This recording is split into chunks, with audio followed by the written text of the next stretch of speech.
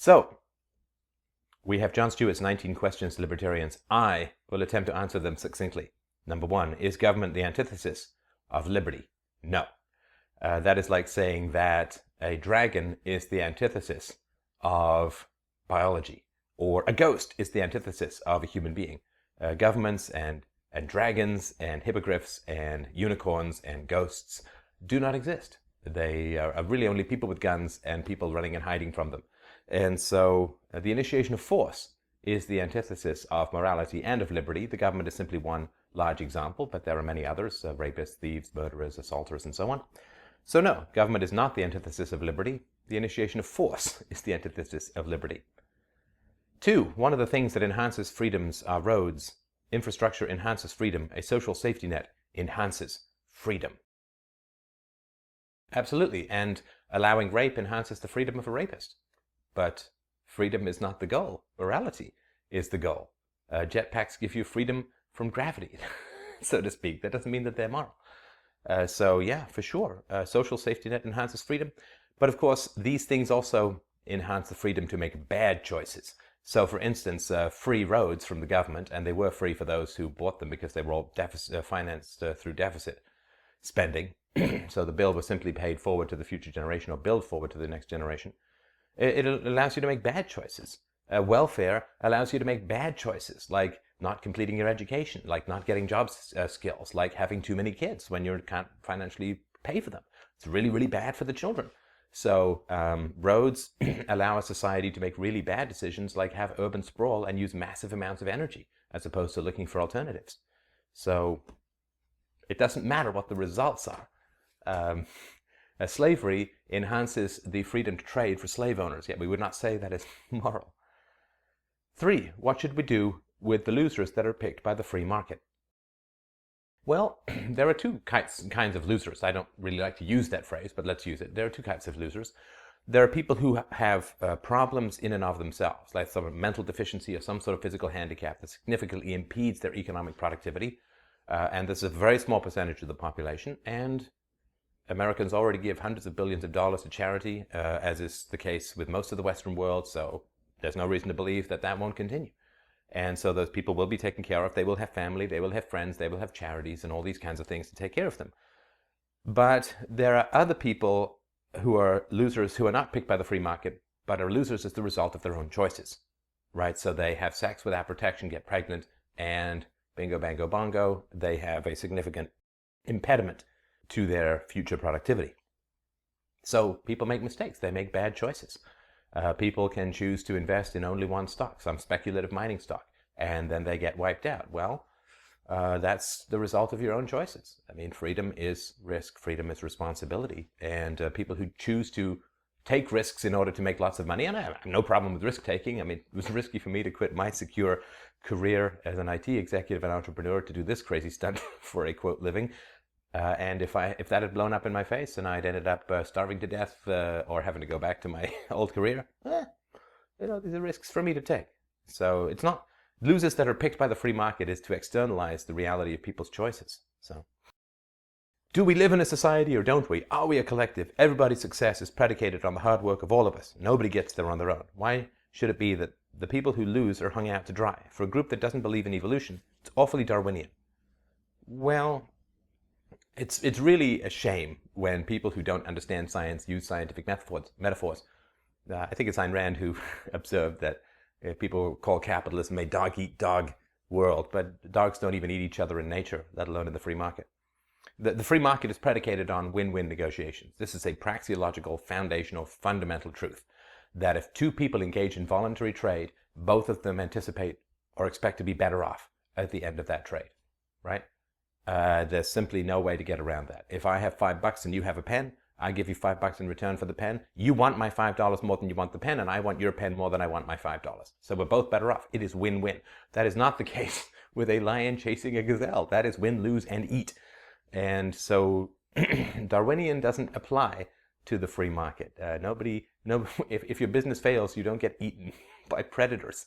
So, I mean, the idea that nobody gets there on their own, well, sure, but that doesn't mean that.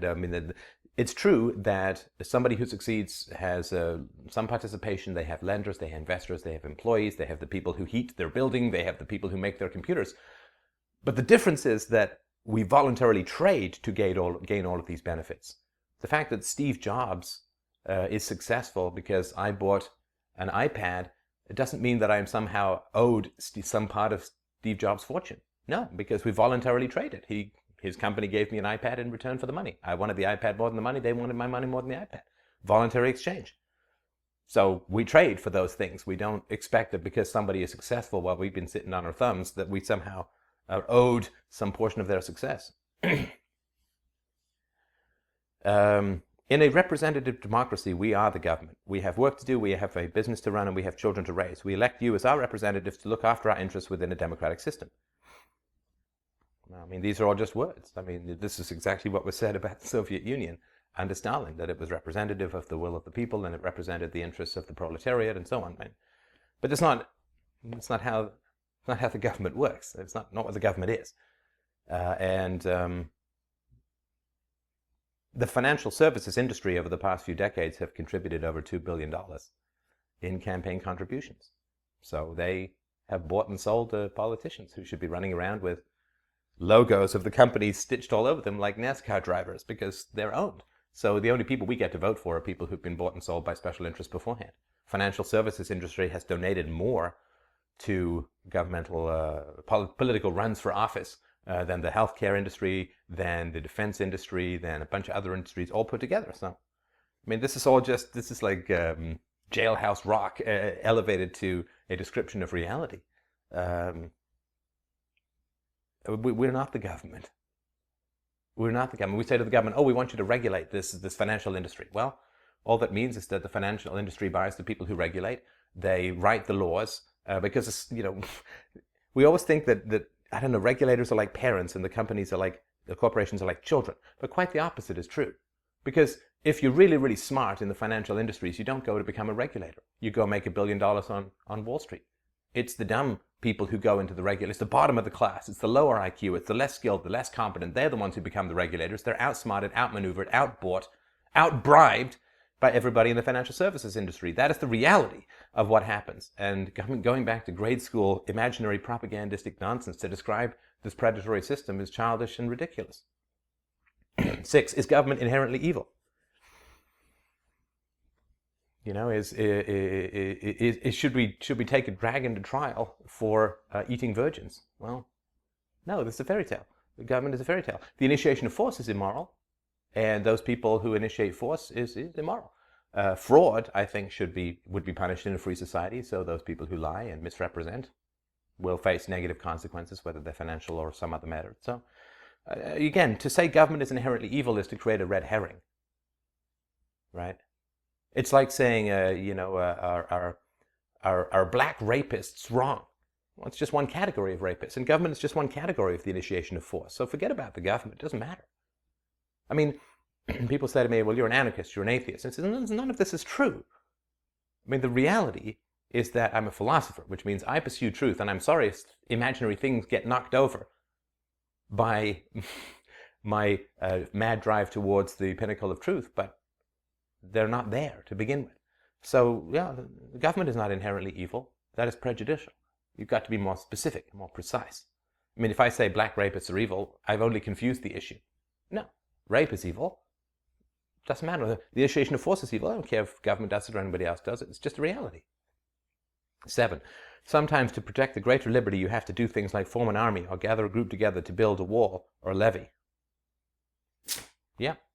But you see, these are all terms of voluntarism. Gather together voluntarily, form an army. Oh, people can do all of that stuff voluntarily.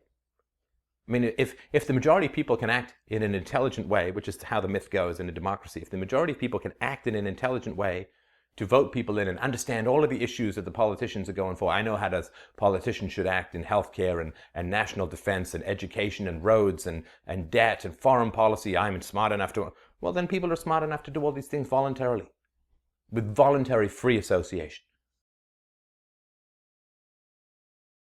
8, as soon as you've built an army, you've now said government isn't always inherently evil because we need it to help us sometimes. So now It's that old joke, would you sleep with me for $1 million? How about $1? Who do you think I am? Well, we've already decided who you are. Now we're just negotiating. Well, again, in my free book, Practical Anarchy, available at freedomainradio.com/free, tons of solutions. And Huntham and Hoppy and the Mises.org and Libertarian, you can find all of these places. Great examples of private defense solutions that don't require a government. So you can build an army without a government. You can have a defense agency without a government. It's a logical fallacy to say that because the government does it, if the government doesn't do it, it won't get done. Right? It's like saying, well, slaves pick the cotton, and if we get rid of slavery, nobody will pick the cotton. No, because the goal is to pick a cotton. The goal is to pick the cotton. The goal is to pick the cotton. And if you take away one methodology, which is immoral, called slavery, to do that, other methodologies, far superior, far more moral, will be created and brought to bear. Easy peasy. Solved. You say government, that government which governs least governs best. But those were the Articles of Confederation. We tried that for 8 years. It didn't work and went to the Constitution. Government is immoral. The initiation of, sorry, I just already corrected myself on that. It is easy to slip into these colloquialisms. The initiation of force is immoral. I don't care what form it takes. 10, you give money to the IRS because you think they're going to hire a bunch of people, and so if your house catches fire, they will come there with water. First of all, you don't give money to the IRS. Saying you give money to the IRS is like saying you make love to your rapist. It's a contradiction in terms. It's like saying that you are charitable towards your thief, a man who is robbing you. No. There were private ways of putting out fire. I mean, did the government come up with sprinkler systems? No. I mean, this was all done by private companies. So yeah, tons of ways to keep fire at bay. You don't have to have a government to do it. Yeah. Why is it that libertarians trust a corporation in certain matters more than they trust representatives that are accountable to voters? The idea that I would give up my liberty to an insurance company as opposed to my representative seems insane. Representatives are not accountable to voters. They're not accountable to voters. Do you have a contract with your political representative? Is he bound by law to fulfill the pledges or the promises that he makes to you? Do you have any recourse if he breaks his word to you? If he does not do exactly what you asked him to do or what he promised to do? No, you have no recourse. I mean, you have recourse if somebody doesn't ship you an iPod on eBay. You have no recourse if politicians break promises to you. The idea that people are, I mean, the politicians don't even know who voted for them, and then you say that they're accountable to voters. It's madness. Again, corporation is, libertarians trust corporations more than they trust government. It's a misnomer. Of course, corporations are an effect of state power. Corporations don't exist in and of themselves and never would in the free market. I've done lots of videos on that. But it's like saying, do you prefer voluntary interactions, or do you prefer violent interactions? I mean, this is the reality of it. I mean, a private organization that is providing a good or service voluntarily, yeah. Do you feel more comfortable saying no to Apple, or do you feel more comfortable tearing up a letter that you get from the IRS? Do you feel more comfortable not returning a phone call from a telemarketer, or do you feel more comfortable not returning a phone call from your local government? 12. Why is it that with competition we have such difficulty with our healthcare system, and there are choices within the educational system? Well, the basic reality is we have difficulties in our healthcare system for two reasons. One is that there will always be people who have difficulties with their healthcare system. There will be people who choose not to have health insurance and who then get sick, and those people are in trouble. Absolutely. And there are people who die without life insurance. Does that mean that we should all be forced to pay for everyone's funeral? You make choices in life. You make choices in life. And you're responsible for those choices. So there are people who make bad health choices. I mean, I don't like to work out particularly. I don't like to spend money on a home gym or going to a gym or time or energy away from doing other things that I would rather be doing.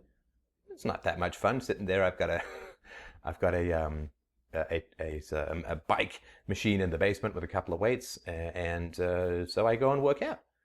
And it's a bummer. I would love to eat more cheesecake. I would love to eat more things. I love to eat, but I don't, because I want to stay healthy. And so exercise and eating well is my choice. Other people don't choose. They choose not to exercise. They choose to eat really badly and so on. And those people, pay me now, pay me later. I mean, I choose to not do that. Other people choose to do that. So why should I have to pay for other people? I mean, if they ask me, right, maybe I'll help them. People make bad decisions and, I shouldn't die for them. But the reality is nobody can force me to do that, and I can't force other people to subsidize my preferences or my choices because force is wrong. And so people are going to make bad choices. They're not going to have health insurance. They're going to not take care of their health. They're going to get sick. Other people get sick, like, Michael J. Fox gets Parkinson's, God help him, right? I mean, that's terrible. And I'm really happy to help those people. I really am, because, it can happen. But so that there's always going to be problems with healthcare because people are going to make bad choices. But the reality is that, in the US, more than 50 cents on every dollar is controlled by the government. Regulations controlled by the government. Payouts are controlled by the government. I mean, it's nuts, right? So the more violence you put into a system, the worse it's going to get in the long run. The better it is in the short run, of course. It's like heroin. I mean, it's good in the short run. It's just not good in the long run. So, would you go back to 1890? And this is comparing apples to oranges. The advancements that have occurred since 1890 are scarcely the responsibility of the initiation of force. And, it's like saying, would you rather have no slavery and no pyramids? Well, yeah, of course. Because if they hadn't had slavery, we'd all have a much more advanced world right now. 14, if we didn't have government, we'd all be in hovercrafts, and nobody would have cancer, and broccoli would be ice cream. I don't even know what to say about that. 15, unregulated markets have been tried. The 80s and 90s were the robber baron age. These regulations didn't come out of an interest in restricting liberty. What they did is came out of an interest in helping those that have been victimized by a system that they couldn't fight back against, blah, blah, blah. Okay, so unregulated markets have scarcely been tried. There's certainly been more and less regulation and so on. The robber baron age, just have to, you can read Tom DiLorenzo for this sort of stuff, or any reasonably competent libertarian historian. This is all just lies and nonsense. We live in this 1984 world of, everyone in the back was an evil, Monopoly figurine with a top hat and a bald cat and swirling their pencil thin mustache out of a steam bath of evil. It's all nonsense. The people who made a lot of money in those days made money through voluntary trade because they lowered prices, because they were insanely competitive, because they worked really hard. Do we call Steve Jobs a robber baron? Now, of course, Steve Jobs did employ some pretty gruesome labor practices in China and so on. That's for another time. But Steve Jobs did say to Barack Obama, listen, you've got to loosen the violent control that governments have, the governments have in America over the creation of factories. He much rather would have had factories in America than go over to China. And the problem with the factories in China is a lack of the free market in China. This is not exactly a free market situation or environment in China. And so, do we look at this guy as an evil guy who stole from everyone? No, I don't think so. Although he was a real patent troll, and I think that was a real mistake. But I blame the player. Sorry, blame the game, not the player. Blame the rules, not the players. Patent trolling is so profitable and so essential in many ways to modern high-tech companies, because if you don't do it, somebody else is going to do it. That to blame people for using that, to blame the powers that be who create these rules, not the individuals who are forced to live within them and attempt to profit within them. But yeah, I think it was it the guy at Rockefeller? He saved the whales. He saved the whales. You don't hear that about 19th century capitalists, right? So when they came up with the kerosene for people and reduced the price so that people could use kerosene instead of whale oil to light their lamps, people switched to kerosene and the whales were saved. Don't hear about robber barons saving the whales, because it doesn't fit into the narrative. Why do you think workers that worked in the mines unionized? Well, I think they unionized because they had terrible working conditions. Absolutely. And they should unionize, and people should unionize, and they should voluntarily get together, and they should strike if their conditions are not to their satisfaction. I think they absolutely should. I don't think that they should beat up scabs who are willing to work for less money, because I care about the poor. But yeah, unionizing I think is fantastic. You don't need the government to unionize. You don't need a government for everyone to get together and say, we're all going to go on, we're not going to show up to work tomorrow unless this, and this is addressed. You don't need that. Or for the workers to get together and say, listen, let's all quit, and we will take an offer to the bank to buy the mine out if we want to. based upon all of our knowledge, all of our productivity. So we'll go to the bank and we'll say, listen, you guys who are financing this mine operation, or whoever it is, we're all going to quit tomorrow or next week or next month or whatever, and we will do X, Y, and Z to take over. I mean, these things are all possible, and they've been done before. So yeah, but you don't need a government for any. You don't need a government for people to get together and make decisions. 17. Without the government, there are no labor unions because they would be smashed by Pinkerton agencies or people hired, or even sometimes the government. No, I don't know what to say about that. 18. Would the free market have desegregated restaurants in the South, or would the free markets have done away with miscegenation if it had been allowed to? Would Martin Luther King have been less effective than the free market? Those laws sprung up out of a majority sense of, in that time, the blacks should not, blah, blah, blah. The free market would not have supported integrated lunch counters. I mean, please. Oh my God, what do you say? What do you even say? All right. This is too ridiculous for words. And again, it's just a moment's thought. First, the whole beginning of the civil rights movement was, right, the woman who got on the bus and crossed over and blah, blah, blah. Restaurants want customers. And a restaurant where there are blacks who want to eat there is a restaurant that is serving cheaper food because the blacks had a lower income at that time. So do you really think that cheap restaurants, fast food restaurants in a sense, and bus companies want to piss off blacks who are going to be a big source of their customers? No, of course not. They were forced to segregate. It was the government that made them segregate. So the idea that segregation somehow gets blamed on the free market is ridiculous when they were forced to be segregated. But let's take that away. Let's pretend that historical fact didn't really exist, doesn't really exist at all. Doesn't really exist at all.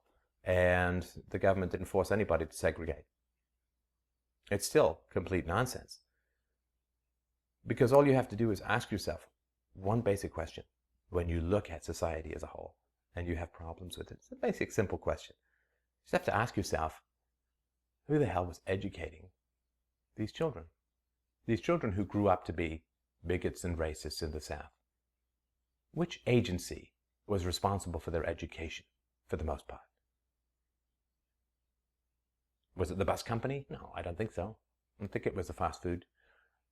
I think pretty much these kids went to government schools and emerged as racists. So the idea that you're going to blame the tenor of society, the morality of society, on some free institution when children are compelled to go to school, their parents are compelled by force to pay for that education, that indoctrination really, is ridiculous. It's like the government forces all the children to go to school and learn French in France, and then you say that you blame voluntary and free market and peaceful associations for the fact that children speak French in France. I mean, it's madness. Everybody glosses over government schools and their responsibility for the education of the young, and how much children's minds and morals and values and ethics and worldviews and natures are shaped by this coercive institution called government education, using the word in the loosest possible sense. Anyway, 19. Government is necessary, but must be held accountable for its decisions. Yeah. And I think that we should all summon pink flying lisping unicorns to cure cancer. I think that would be great. Can you imagine? I mean, you can, if you live in a world of words, you can manipulate your fantasies any way that you want. The matrix is language. Government should be held accountable for its actions. Well, what do you even say about that? You can't say anything about that because there's nothing of any reality in there. An imaginary entity should be held accountable in some imaginary, undescribed way for the actions which itself, as an imaginary entity, it can't even take. Since the government can't exist, it doesn't act. It's like Citibank, right? So Citibank got dinged for $500 million in fines for bundling up all of these toxic securities and selling them while shorting them, right? So it was selling all these securities to people while at the same time betting these securities were going to go down. It's complete fraud, complete lack of disclosure. And what is it? 2,500 Occupy Wall Street protesters have been arrested so far, and 0 bankers for anything that happened over the past few years. 0 bankers. Score, bankers 0, in arrests and Wall Street protesters over 2,500. That's what we call government justice. And the reality is that people say, well, Citigroup did a bad thing, and Citigroup got a fine, and Citigroup had to pay that fine, and that's called holding Citigroup accountable. Completely ignoring the fact that Citigroup doesn't exist. It's not a real thing. It's not a building. It's not even electricity or energy. It's words on a piece of paper. It's an imaginary artificial construct, like a country. It doesn't exist. You can't see it from space. And so the idea that Citigroup is somehow held to account, it's held to account, you see, because Citigroup had to pay a fine. No, Citigroup didn't have to pay a fine. You know, if you're a kid and you do something bad and you say, it's my invisible friend who's going to get in trouble. Kid's fine. All you need to do is encourage that kid to get more bad do more bad things because only his invisible friend is getting punished or accepting any consequences. It's madness. Citigroup didn't pay any fine because it doesn't exist. Now, if people had said that the $500 million fine has to be paid by the executives and the traders who executed these decisions from their own personal bank accounts, from if their houses have to be seized, if their own personal bank accounts have to be seized as a consequence of their decisions because they profited, they took money out of this fictional construct called Citigroup. They took real money out, fiat money out of this imaginary construct and put it in their banks and used it to buy real things. And so if Citigroup has to pay a fine when they took the money out, well, the money has to go back in because there was a fine, but that never happens. Those people get to keep all that money, and who pays the fine? Well, shareholders will accept less value in their shares. Employees will have to accept lower or less raises. Or customers in one form or another will pay, either in reduced income, or they'll raise their fees for managing whatever they manage. I don't know if they do in mutual funds or whatever, but they'll just raise their fees. So they don't pay. This is the idea that Citigroup is going to pay anything is ridiculous. It's a fantasy. There's no such thing as Citigroup. There are people with money. And the people who got their money out don't have to pay these fines. Other people have to pay these fines. What is it? Bank of America was floating this idea that you now have to spend $5 a month to use their Interact card. Well, that's called accountability for the Bank of America. Bank of America got hit with a bunch of fines, and so now they just pass the costs along to their customers. This is called justice in a state of society. And what can you say? What can you say? You have to declutter and demystify your mind and your language, and your words have to be precise, and your words have to wrap like a Christmas present wrapping around real things. And do not lift up a box that is empty and think you've received a gift. If somebody gives you a word like government, collective, corporation, society, country, God, these are mere empty syllables rattling around in our minds. They do not represent anything that is true. They do not represent anything that is real. 2-year-olds understand this. Give a 2-year-old a present. Have her open that present, and there's nothing inside, and say, no, I've really given you something. The child will cry. And we should too.